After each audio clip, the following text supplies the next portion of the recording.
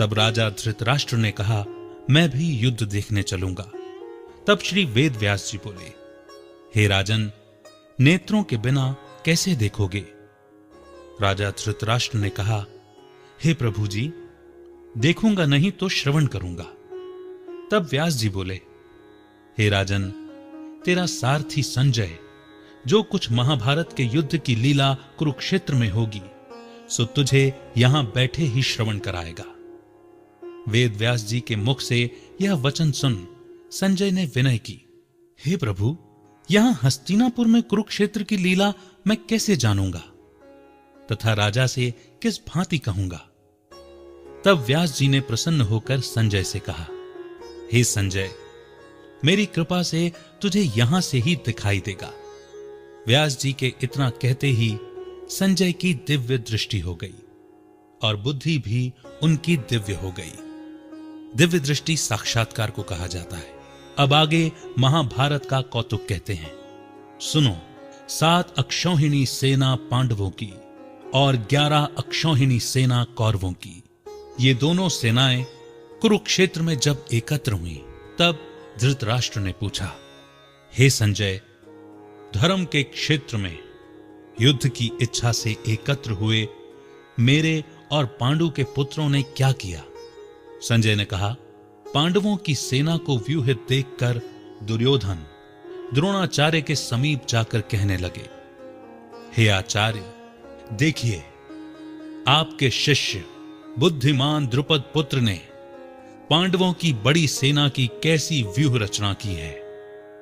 इस सेना में अर्जुन, भीम, बड़े बड़े धनुर्धारी वीर, युगधान, विराट, महारथी, द्रुपद, धृतराष्ट्र, चेकितान, बलवान, पुरोजित, कुंती भोज, नरों में श्रेष्ठ शैव्य, पराक्रमी युधामन्यु, बलवान उत्तमौजा, अभिमन्यु व द्रौपदी के 5 पुत्र सब के सब महारथी हैं। हे ब्राह्मण श्रेष्ठ, आपके स्मरणार्थ अब मैं सेना के प्रधान सेनापतियों के नाम वर्णन करता हूं। आप भीष्म, कर्ण, युद्ध विजयी कृपाचार्य, अश्वत्थामा, विकर्ण, सोमदत्त का पुत्र भूरिश्रवा और बहुत से शूरवीर मेरे लिए प्राण तक देने को तैयार हैं। ये लोग शस्त्र चलाने में बहुत चतुर हैं और सभी युद्ध विद्या में प्रवीण हैं। हमारी सेना, जिसके भीष्म रक्षक हैं, अपार बल है और उसकी सेना के, जिसके भीम रक्षक हैं, थोड़ा सा बल है। अब आप सब अपने मोर्चों पर सावधान रहकर सेनापति भीष्म की रक्षा कीजिए। कुरुवृद्ध भीष्म पितामह ने दुर्योधन को प्रसन्न करते हुए और ऊंचे स्वर में गरजते हुए शंख बजाया। फिर चारों ओर शंख, नगाड़े, ढोल, गौमुख आदि अनेक बाजे बजने लगे, जिनका बड़ा भयंकर शब्द हुआ। इसके अनंतर सफेद घोड़ों के रथ पर बैठे माधव, श्री कृष्ण और पांडव अर्जुन ने भी दिव्य शंखों को बजाया। श्री कृष्ण ने पांचजन्य और अर्जुन ने देवदत्त नामक शंखों को और भीषण कर्म करने वाले भीम ने पौंड्रक नामक बड़े शंख को बजाया। कुंती पुत्र धर्मराज युधिष्ठिर ने अनंत विजय, नकुल ने सुघोष, सहदेव ने मणि पुष्पक तथा महान धनुर्धर काशीराज शिखंडी ने धृष्टद्युम्न, विराट, अपराजित सात्यकी, राजा द्रुपद और द्रौपदी के 5 पुत्रों तथा महाबाहु अभिमन्यु, इन सब वीरों ने अपने अपने शंखों को बजाया। उन शंखों के भारी शब्द से आकाश और पृथ्वी गूंज उठी और धृतराष्ट्र पुत्रों के हृदय कांप उठे।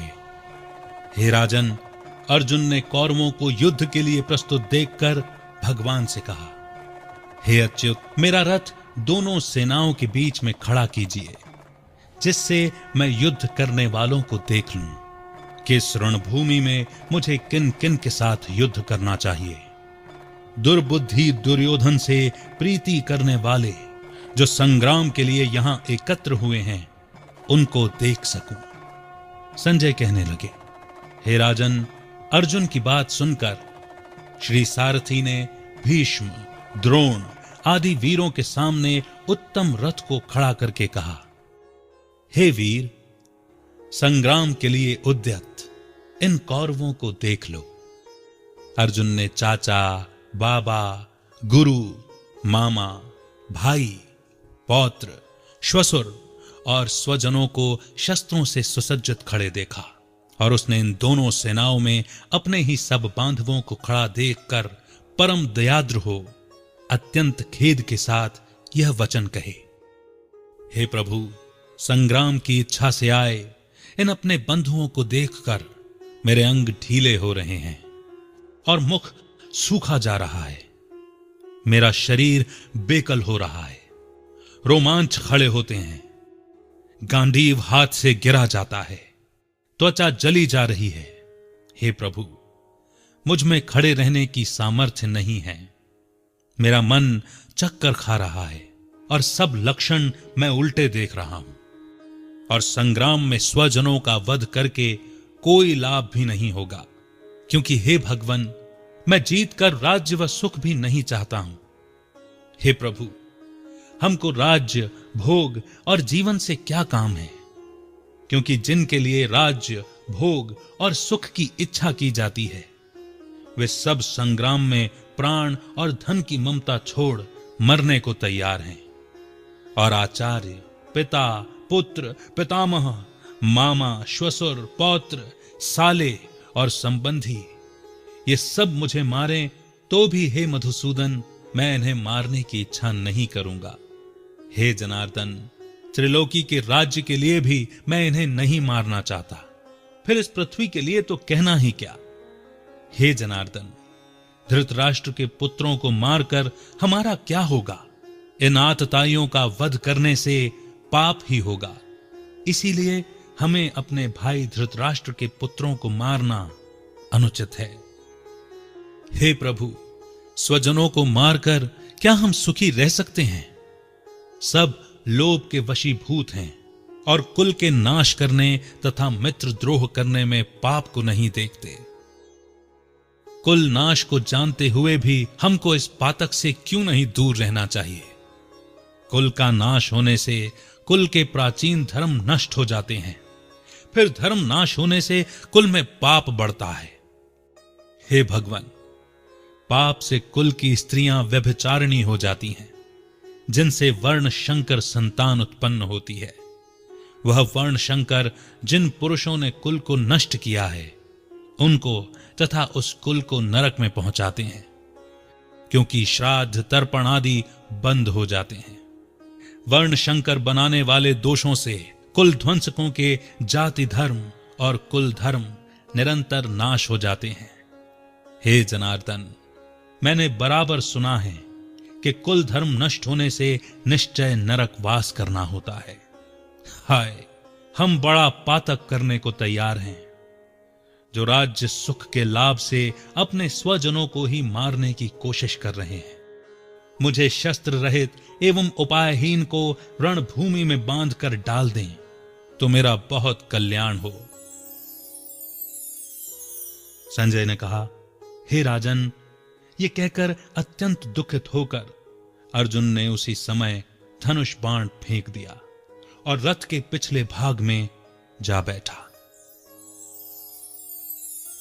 और यहां पहला अध्याय समाप्त होता है। हम केवल अध्यायों का ही पठन एवं श्रवण करेंगे ताकि हम श्री गीता जी पर ही ध्यान केंद्रित कर सकें। अध्याय